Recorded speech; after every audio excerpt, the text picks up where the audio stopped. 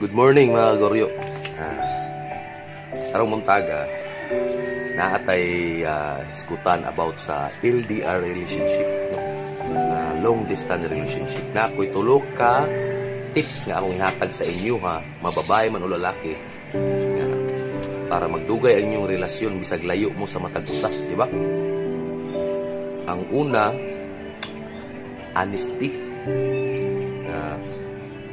Matinud-anon yun mong duha sa inyong bisag na amos layo, di ba? Na inyong relasyon nga dili mo bakak o unsa manggaling.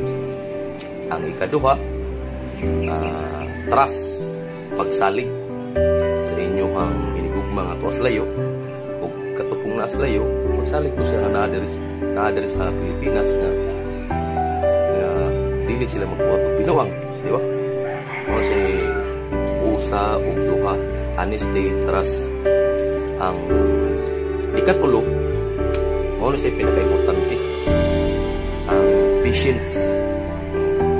Nga nga, masinugtanon ka, diba? In case of mag-text ka sa imuhang hinigugma to sa layo, di siya makareply dayon, masuko rin ka, diba? O kakabalo kung siyang gibuhat, basin o busy siya sa trabaho niya, di mo sabton siya patience. Kaya basin o tuwa siya dito sa iyang kabit, nag-ana sila.